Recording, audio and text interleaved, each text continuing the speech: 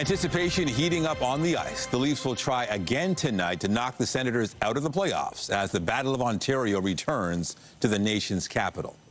Good afternoon. It's now Game 6 of the Leafs series against the Ottawa Senators. The Buds are hoping to advance while the Sens are fighting to avoid elimination. CTV's Sean Leathong is live with fans with more on tonight's potential series-clinching game. They got to win this one, Sean.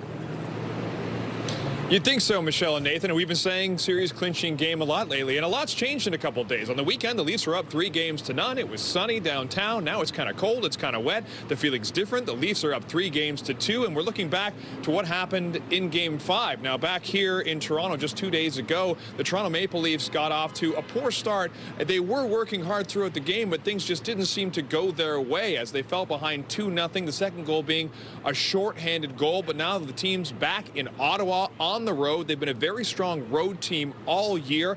But when it comes to talking to fans today, there's a lot of question about recent history. We know that the Leafs are 1 win and 14 losses in potential series-clinching games over the past 9 seasons. And even though the Leafs are a strong team who have been playing well throughout these series, fans are really feeling all different emotions. Here's what some of them had to say.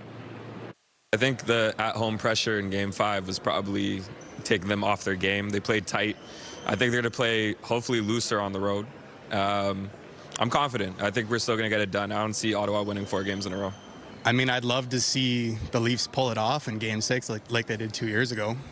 It'd be a great thing to see, but I don't know. I'm tired of watching the Leafs.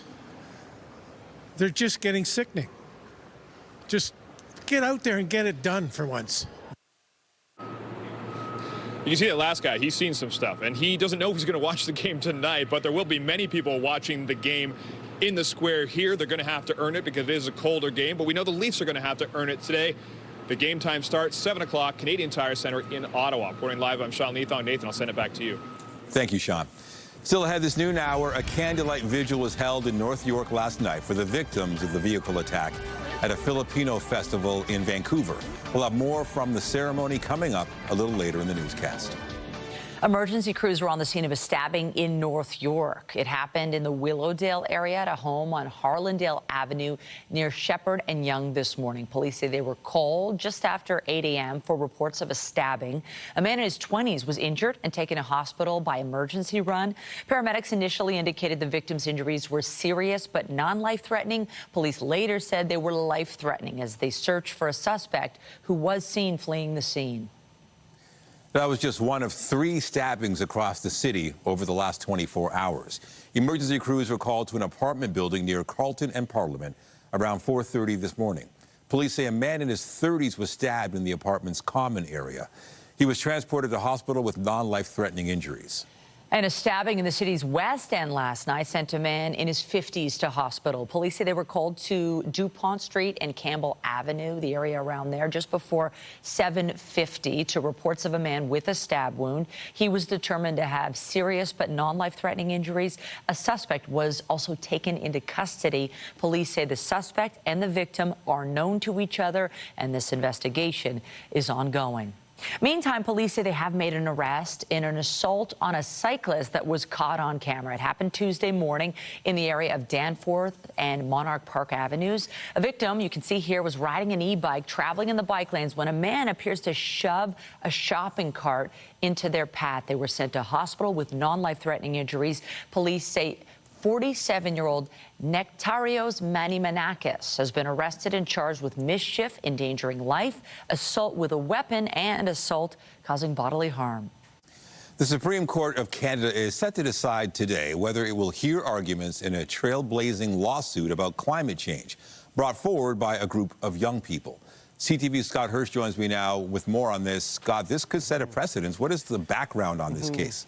Well, Nathan, it is being challenged by a group of young activists who argue that the changes that were made to Ontario climate targets in 2019 are a threat to their future. They argue the weakened targets allow more greenhouse gases to be emitted and further contributes to climate-related impacts like heat waves, floods, and fire, and ultimately harm the health of future generations and violates their charter rights. They say it is young people especially at risk because they're the ones who will bear the brunt of the impact in the future, which they say jeopardizes their future. Now, legal experts say the case could clarify whether governments in Canada have any constitutional obligation to protect Canadians from climate change, Nathan. And Scott, what could this ruling mean? Yeah, so we learned today that Canada's top court has turned down an Ontario request to weigh in on a challenge to its climate plan. Youth activists say they're chalking this up as a win, say this is very good news, meaning they will get to state their arguments in court. Here's what we heard earlier today from one of those youth activists. Now we've actually gotten to the point where we're going to get to the case and we're going to be able to state our arguments and actually have a decision eventually on whether the Ontario government should be held responsible legally for not taking action on the climate crisis, and in the future, under law, have to take action and protect the future of youth and protect the future of Ontarians.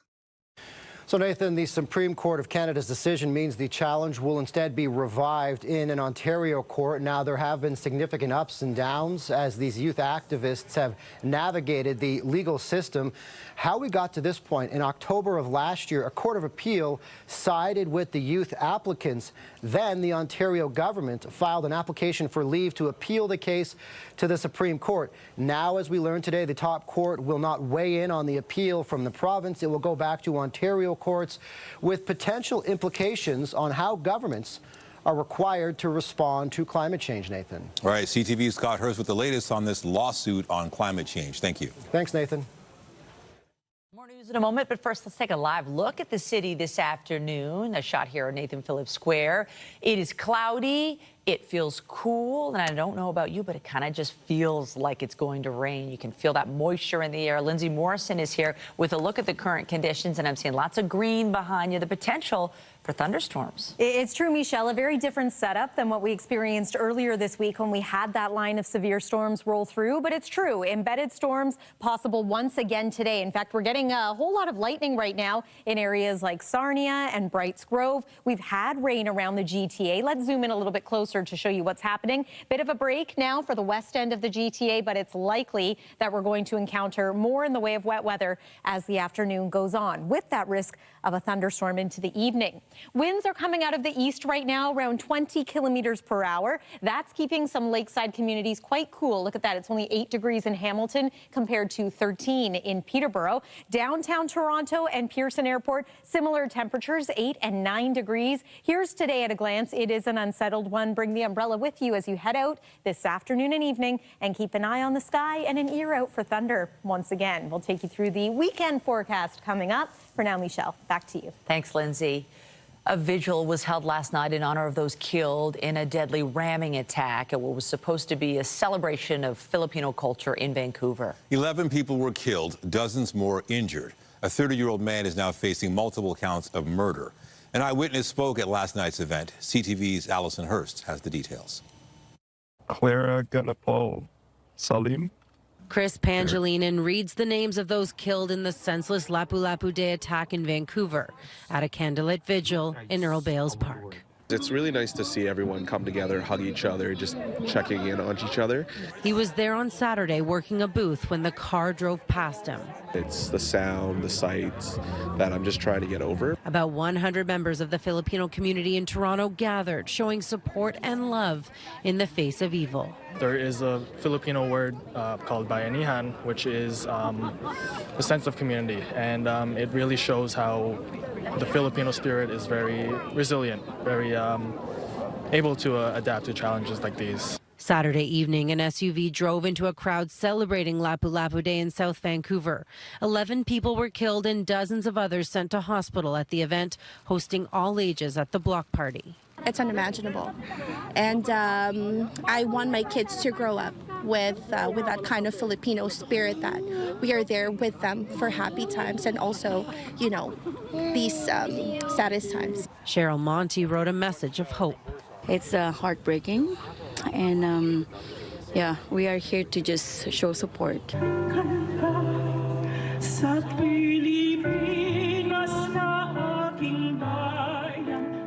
The incident striking a chord with Filipinos right across the country.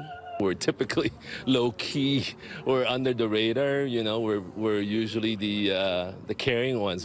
The group comforted one another and shared a moment of silence. Part of healing is coming together, and being able to process this very terrible event is easier done when we actually do it together as a group.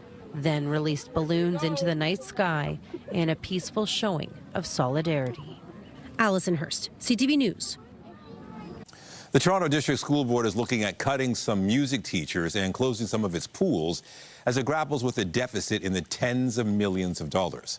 The proposed cuts were debated at a board budget meeting last night.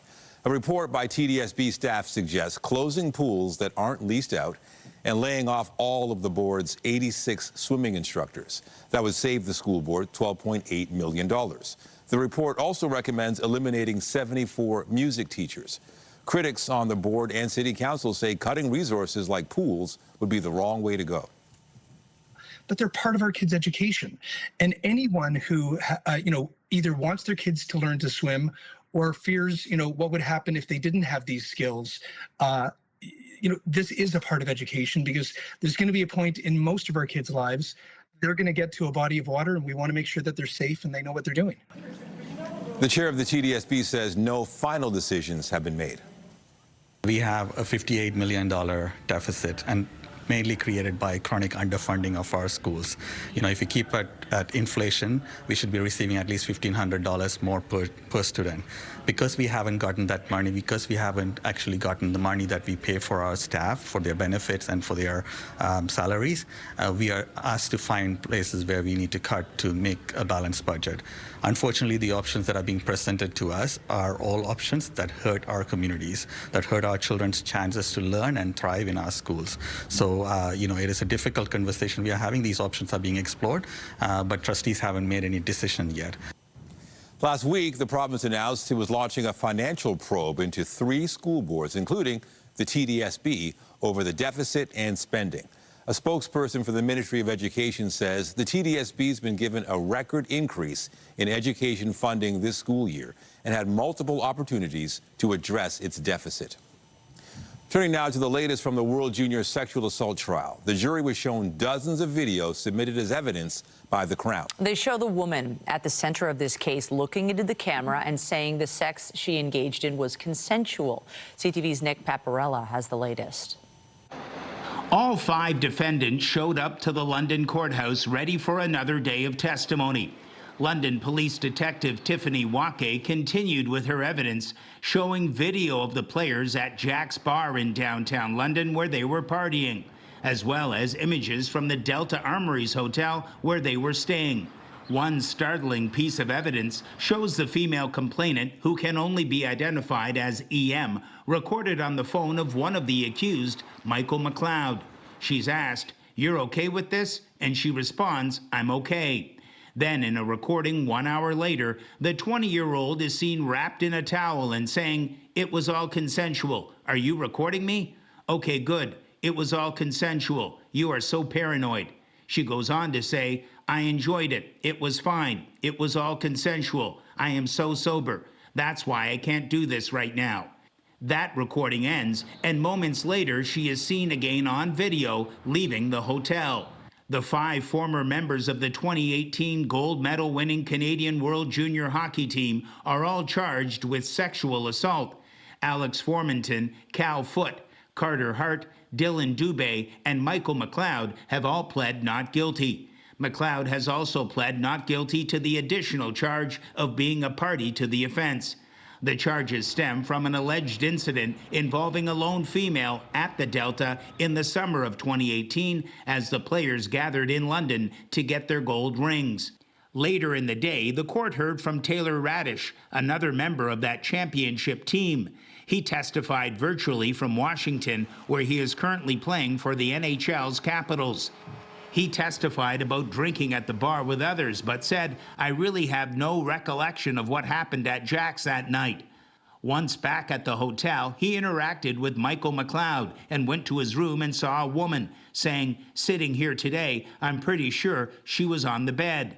The court has heard of cell phone messages between the players that night about a three-way. Days later, another text was shown to the jury from June 26th of that year, and Radish said, "One of Hockey Canada's staff called me about an investigation going on. I called my dad." His testimony is expected to resume on Thursday. Nick Paparella, CTV News. To Queen's Park now, where there is fallout over Premier Doug Ford's comments about members of the Judiciary. The Premier has pushed the idea of judges being elected in Ontario. CTV's Queen's Park Bureau Chief Siobhan Morris explains. An incendiary proposal from the Premier is dominating discussion at Queen's Park for a second day. Last time I checked, there hasn't been any judges elected. Maybe that's the problem. We should do what the U.S. does. Let's start electing our judges. At a news conference focused on an about-to-be-tabled justice bill, the Attorney General defended his boss. I think the frustration that it comes from is real. He's expressing what we're hearing at the doors and what we're hearing from people. It's not something that we're pursuing, but it is important that we go after the offenders. Doug Ford's comments have been condemned by civil rights advocates, the opposition, and pushed the province's chief justices to share a notice stressing judicial independence. Their statement yesterday may have been targeted at the public just to reinforce what the bedrock of democracy is, and I accept their letter, accept their post as a baseline. With the Premier in his seat during question period, opposition parties challenged his comments. Why are you so hell-bent on bringing U.S.-style courts to our province? When will this Premier stop acting like Trump and start acting on the recommendations from the Law Society of Ontario to fix the horrific court backlogs? The answers stick-handled by the Attorney General. The current bail system is not working the way that it should be. We are after the feds to do their part. During question period, the finance minister revealed when he'll be tabling his tariff-era budget. That comes May 15th. At Queen's Park, Siobhan Morris, CTV News. As of today, the mayors of an additional 169 municipalities in Ontario have strong mayor powers. The Ford government says the powers allow mayors of councils consisting of 6 members or more to improve shared provincial municipal priorities. That would include the approval of new housing and infrastructure projects to support housing, roads, and transit. The mayors of Toronto and dozens of other cities have had these powers for years. There is opposition to this move. Several municipalities are calling on the province to reverse course.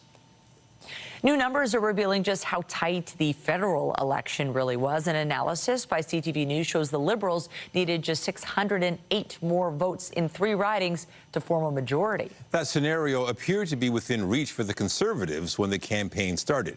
CTV's Michael Couture has details on how some are taking stock. I hope they do some soul searching. Nova Scotia Premier Tim Houston didn't hold back in his assessment of the federal election. I think the Conservative Party of Canada was very good at pushing people away, not so good at pulling people in. Ontario Premier Doug Ford was one of those people. His team openly criticized Pierre Poilievre's campaign, and clearly there's still bad blood. Last time I checked, Pierre Poilievre never came out in our election. Matter of fact, him or one of his lieutenants told every one of his members, don't you dare go out and help the PCs. The federal Conservatives didn't make huge gains in Atlantic Canada, and one MP-elect believes it was because the Leaders' Tour didn't visit enough. People here in Atlantic Canada like to know their politicians. They want to get to know their politicians, and not having Pierre here until that last week was not as helpful as it could have been. A federal Conservative campaign source tells CTV News that despite losing his seat, Poilievre is making calls to the grassroots of the party to get their feedback. And this former leader says Poilievre will be back. Pierre is staying on. He's fighting. He's gonna work with our caucus. Now, without a seat in the House of Commons, Poilievre could have one of his newly elected MPs step down and give up their riding so he can run in a by-election. And then the Prime Minister has up to 6 months to actually call that by-election. So do the math. We're looking, at the end of 2025 before that by-election is probably even called. With Jagmeet Singh losing his seat, the NDP caucus must also choose an interim leader, a process that one source says could start next week. So when Prime Minister Mark Carney has his first question period, He'll be facing off against new opponents. Mike Lecouteur, CTV News, Ottawa. Meanwhile, the Prime Minister will visit the White House for a meeting with Donald Trump, perhaps next week. But he's a very nice gentleman, and he's going to come to the White House very shortly, within the next week or less. The Prime Minister's office has not confirmed a date for the first meeting between Mark Carney and the U.S. president. The two leaders spoke by phone on Tuesday. Trump says the PM told him, let's make a deal. Moscow appointed officials in Ukraine's Kherson region say a Ukrainian attack killed 7 people and injured more than 20 others. Elsewhere, a Russian attack killed 2 people and injured 15 in the Ukrainian port city of Odessa. Yesterday, the U.S. signed a deal with Kyiv that is expected to give Washington access to Ukraine's critical minerals and other natural resources. Ukrainian officials say the version that was signed is far more beneficial to their country than previous versions. Kyiv hopes it will secure long-term support for its defense against Russia.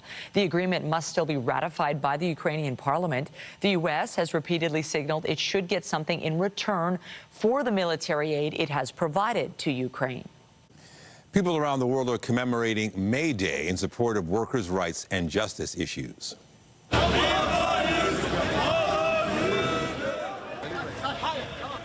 In Istanbul, riot police arrested protesters near Taksim Square. Some of them tried to break through barriers. The jailing of the city's mayor is among the key issues in South Korea.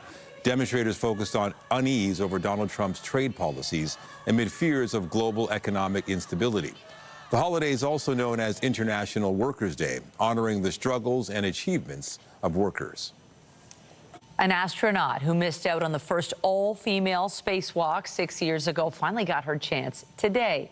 NASA's Anne McClain was supposed to take part in the historic women-only walk in 2019, but couldn't because there weren't enough medium-sized suits. During today's spacewalk, McClain and a fellow female astronaut are preparing the orbiting lab for another new set of solar panels and moving an antenna on the 420-kilometer-high outpost. Lindsay. April and hello to May. Here's a look back at the month that was. It's worth mentioning that we had almost 7 centimeters of snow in this past month of April and quite a bit of rain as well, but the majority of that fell early on in the month. A new month means new norms. Here's a look at May. Eventually, our average daytime high is going to be closer to 20 degrees. Not so much for the next couple of days, though. We're trending a little bit on the cool side, and it is unsettled. We're going to take you through the weekend forecast and show you the opportunities for some rain after this break here on CTV News at noon. We'll be right back. Well, we have started the month of May, and not the greatest start, but at least it's not too cold. We know it's just going to keep getting better. You might have noticed the trees, you can see the leaves are about to pop, and that just changes the landscape. It's such a lovely time of year. I know we talk about April showers, but I think these early days of May, the wet weather that we're getting or expected to get, only going to help us out through the rest of the month as well. We know that trees are blooming, flowers too. We have the risk of thunderstorms again today, so that's worth mentioning. Bit of a different setup than earlier in the week, so likely not as severe in nature. But in any case, it's one of those days where you need to be weather aware once again. Weather is brought to you by the Presler Law Firm Injury Lawyers. You don't pay unless they win. So we've had some rain today. We certainly have quite a bit of cloud cover out there too. So if it's dry out your window right now, prepare for that to change as the afternoon goes on. And I want to explain the difference here between a severe and a non-severe thunderstorm. Today, we're likely to experience non-severe storms. Severe thunderstorm activity happens when the winds are particularly strong, gusts upwards of 90 kilometers per hour. Perhaps there's hail and extreme heavy downpours, much like we experienced on Tuesday. There is a severe thunderstorm watch in place for the areas now that you see here in yellow, including Norfolk, Haldimand County, and over toward Niagara Falls. This is where we have the best chance of experiencing one of those severe thunderstorms today. But areas outside of that could also hear some rumbles of thunder, get some flashes of lightning, and of course some downpours too. Getting another round of wet weather pushing into Dundas, Ancaster, and Hamilton at this hour. Orangeville and over toward the central parts of the province, we are are seeing some steadier rainfall at this time, and it's all courtesy of this big area of low pressure that is swinging on through. It's really going to impact us the next couple of days here as far as wet weather is concerned. So here we've paused it around 2 p.m. just to show you again early afternoon potential for showers and maybe embedded thunderstorms here in the GTA.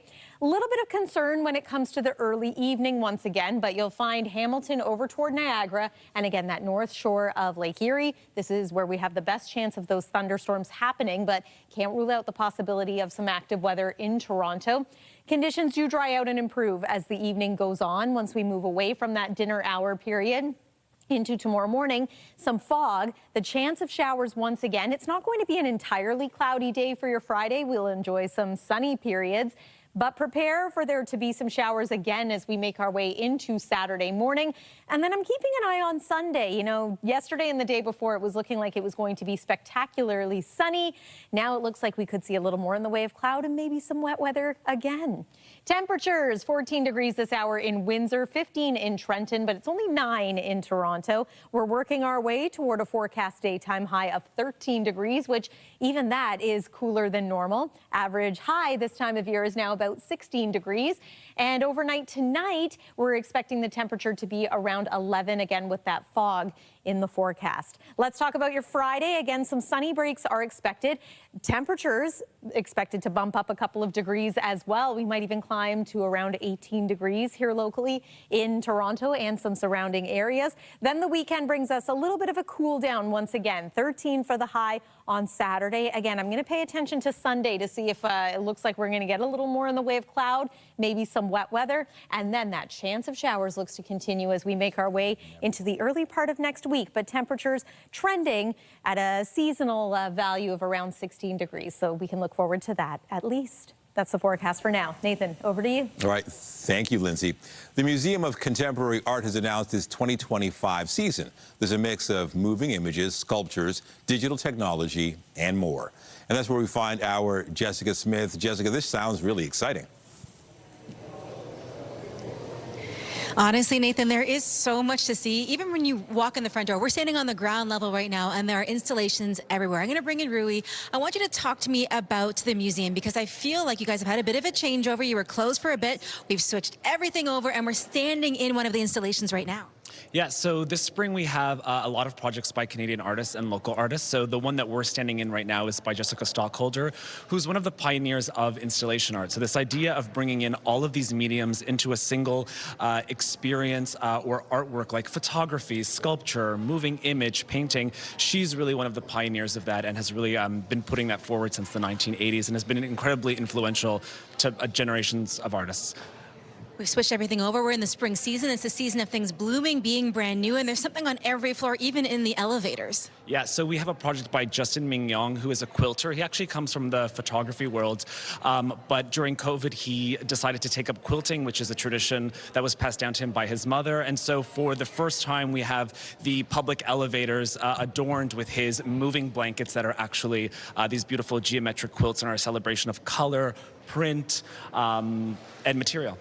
And I know you guys have workshops here. There are different things people can participate in because this place really is alive. There's so much that you can do when you come to the museum here. Talk to me about that. Yeah, so on the first Friday of every month, we are free. We're open till 9 p.m. and we host different kind of performances, DJs, sound experiences. And then on the weekends, we have things for all different kind of generations. So we have kids workshops, we have art therapy sessions, which are super cool. We have different kind of performances.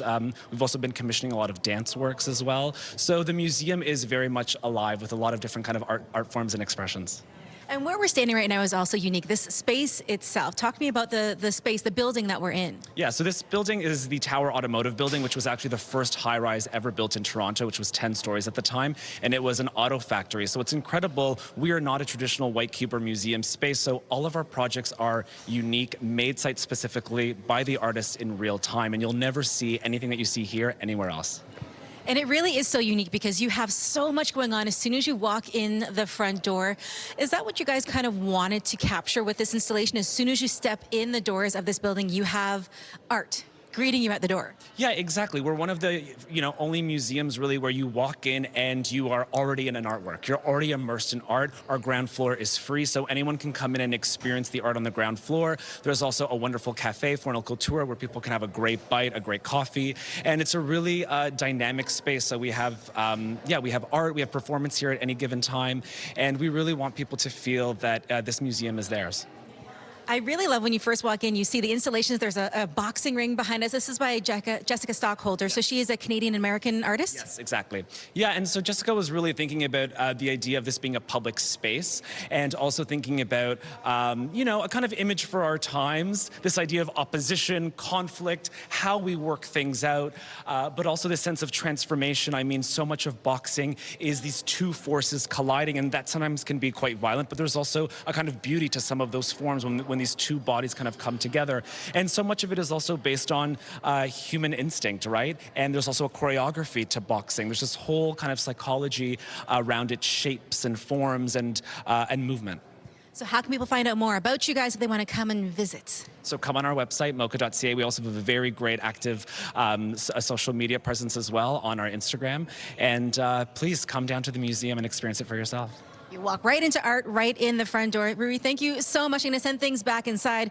We're not going to get in the boxing ring, but we're going to go check out some of the art. And maybe I'm just going to go hang out in the elevator because there's art in the elevator. I'll send it back inside. Thank you, Jess. Thanks to both of you. Appreciate the preview.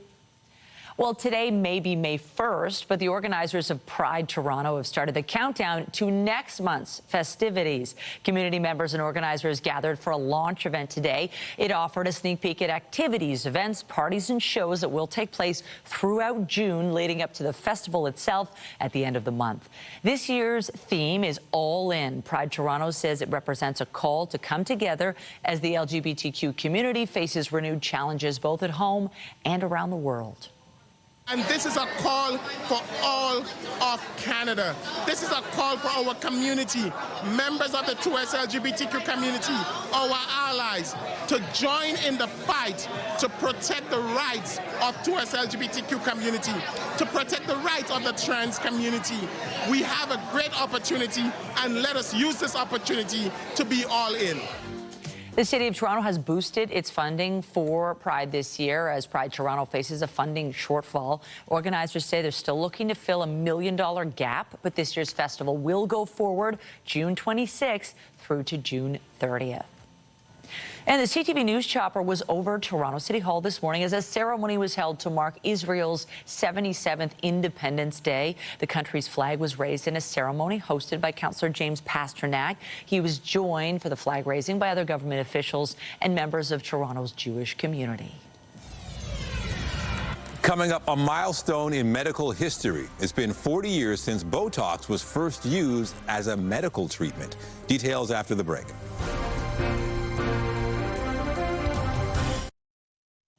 Botox is a well-known cosmetic treatment, but this year actually marks 40 years since it was first used as a medical treatment. And as CTV's health reporter Pauline Chan tells us, the University Health Network was involved right from the beginning.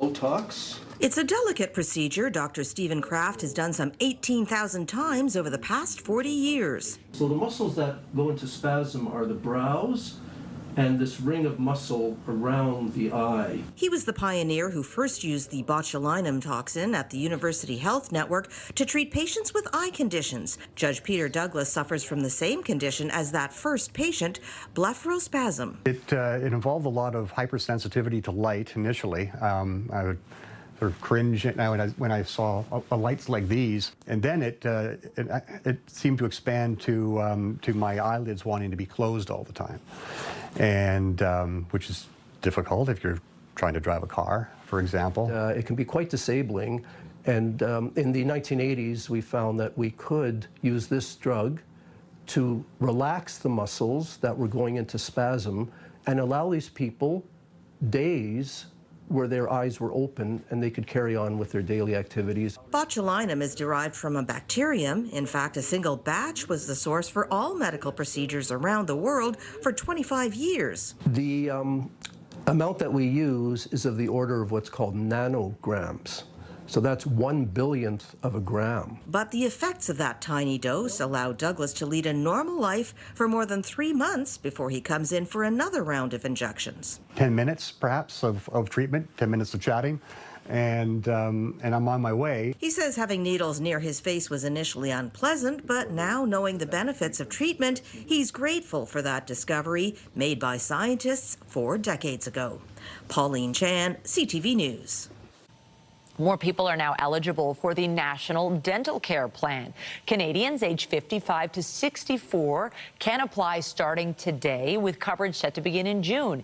Now, in order to qualify, applicants must not have dental insurance, have filed their 2024 tax return, an adjusted family income of less than $90,000, and be a Canadian resident. The program helps pay for dental procedures, including cleanings and fillings. Health Canada says up to 4.5 million Canadians are expected to join the plan, which already covers children and seniors. People between the ages of 18 and 54 can apply later this month. Mayor Olivia Chow is in the Willowdale area this morning to celebrate a major step forward in a supportive housing project. The mayor was in attendance at 185 Cummer Avenue as a number of modular units arrived. The pre-made units will be assembled into a 3-story building next to Willowdale Manor. The housing development is set to offer 59 units as homes for seniors and older adults exiting homelessness.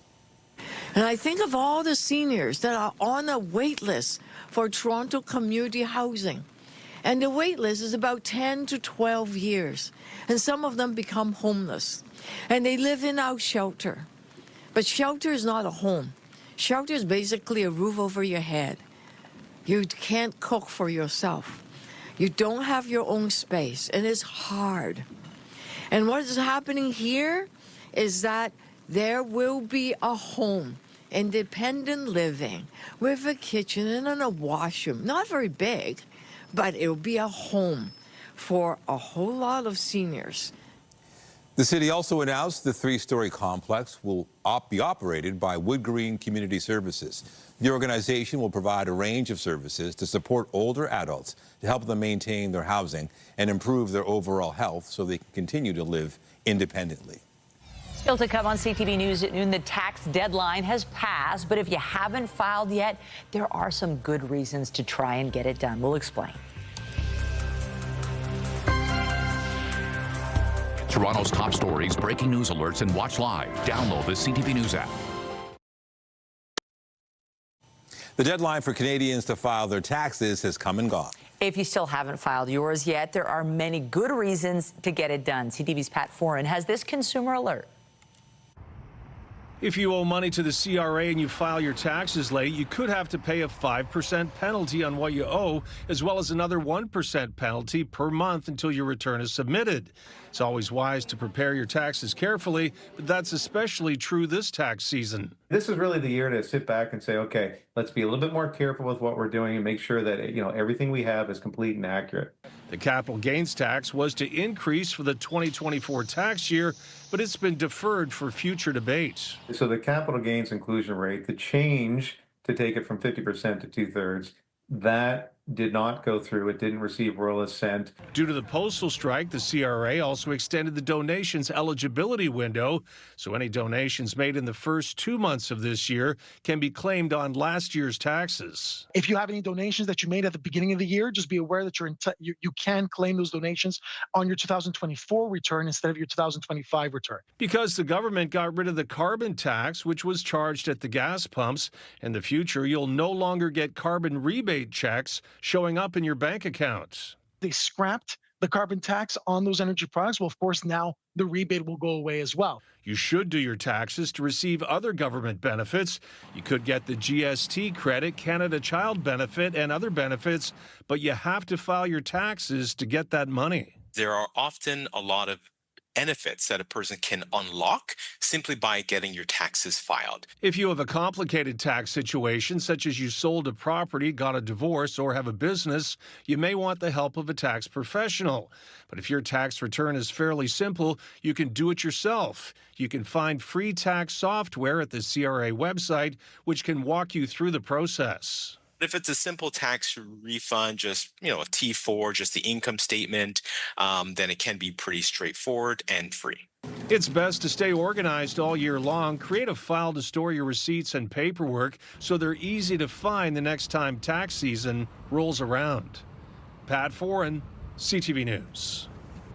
The Blue Jays can win their series against Boston when they host the finale at Rogers Center tonight. And the pitch. And it's lined to deep left field, and that's a game winner. Alejandro Kirk hit a bases-loaded single in the 10th inning, giving the Jays a 7-6 comeback win. It ended a 3-game losing streak for the Jays. Jose Barrios will be on the mound for Toronto tonight. A Toronto man is now a Guinness World Record holder after going for a run with his son this morning. 3, 2, 1, go. Brendan Neely, an accomplished distance runner and elite obstacle course racer, set out to break the record for fastest time running 1 kilometer while pushing a baby stroller. The previous record was set by a man in the UK who did it in 3 minutes and 19 seconds. Well, Neely, who's also a firefighter and father of 2, took to the track at Downsview this morning with his son Jack and completed the kilometer run in 2 minutes and 51 seconds, a new official record time. That was unreal. That went smoother than I had ever thought. Conditions turned out to be perfect. The wind stayed down. So, and Jack was content the whole way, kicking his legs, just having a great time. So, yeah, it was the ideal effort. How fun is that? Neely says he's already thinking of what's next, potentially a record where he's pushing both of his sons at the same time. In soccer, the Vancouver Whitecaps made history by beating Lionel Messi and his Inter Miami squad. It's the biggest win in franchise history, and now the team is off to the CONCACAF final in June. CTV's Yasmin Gandam has the highlights. Here they come. It was an emotional roller coaster for fans tonight, with 0 goals from the Whitecaps in the first half. But then the team had an explosive comeback, scoring 3 goals in the second half of the game. Not done. Falls to Berhalter, who scores. Sebastian Berhalter. What a night for him. This just days after the Whitecaps defeated Miami at BC Place with star player Lionel Messi on the pitch. Even though this game was on their turf, more than 300 supporters were in Florida to cheer on their team. Those Whitecaps fans can barely believe what they've seen. Back home, fans watching were incredibly proud of how far the Whitecaps have come, making it to the CONCACAF finals for the first time in history. It represents like the idea of possibility, right? Like this club can do big things, can bring people together, and can be entertaining for the people of Vancouver, right? The atmosphere in the city is buzzing. The Whitecaps are playing well. We got a new coach. We've got a new mentality, and honestly, there's a new energy in the in all of Vancouver right now. And for young soccer players, it's a sign they too can reach for the stars. It shows me that, underdogs can come through and do things, right? So it is definitely inspirational, yeah, for sure. The Whitecaps will wrap up the week back home at BC Place on Saturday against Real Salt Lake as excited fans keep cheering them on. Yasmin Gandam, CTV News, Vancouver. Canada Basketball has announced who will coach our senior men's national team in 2026.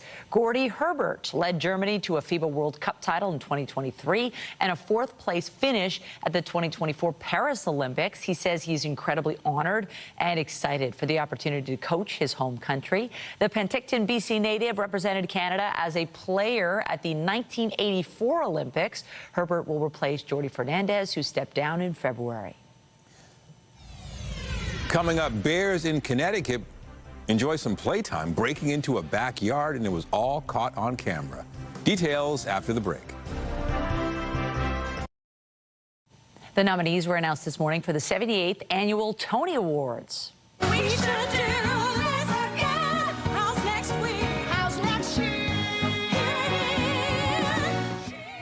Comedy musical adaptation Death Becomes Her snagged 10 noms to tie for first place alongside 2 other shows. Maybe Happy Ending, which tells the story of 2 robots in love, and Buena Vista's Social Club, a musical telling the story of celebrated Cuban musicians. This year's Tony Awards ceremony takes place June 8th, hosted by Cynthia Erivo. A story now about 3 bears, but in this one, Goldilocks is nowhere to be seen. In Connecticut, playtime took a wild turn in one backyard as some unexpected guests were caught on camera. A trio of bears were seen tumbling around this play set. Now, 2 of them appeared to be fighting over who gets to go on the swing, just play fighting, before moving on to a wrestling match. Last week, another bear was caught on camera playing in a yard nearby. What's with the bears in that area? I don't know, but I love They how look like they're having fun. they're just like kids fighting over the swing. I think that swing must have been just right. Oh, that's adorable. Love Goldilocks. Let's talk about the weather. Maybe less adorable is the fact that we have wet weather on the way and maybe a few thunderstorms too. If you're joining us from, say, Stony Creek, Beamsville, Grimsby, you're getting some wet weather right now. Also some thunder and lightning for areas like Grand Bend and over toward Strathroy. Here's a look at the forecast for the Leafs tailgate tonight at Maple Leaf Square. Once again, best chance of wet weather is going to come before the game. During the game, it'll be a little less unsettled, but just be prepared to move indoors if need be. Waking up tomorrow morning, just a heads up that we are expecting some fog. Afternoon high is going to be around 18 degrees, so that's not bad. And there's another peek at the weekend forecast with some cloud cover, maybe a chance of some rain too. Nathan and Michelle. Thank you, Lindsay. And that's CTV News at noon. Remember, you can get Toronto's breaking news all day long on CP24 and at ctvnewstoronto.ca. For Lindsay Morrison and the whole team here, have a pleasant afternoon. I'm Michelle Coudet. And I'm Nathan Downer. Be sure to join us later for CTV News at 5 and 6. Have a great afternoon.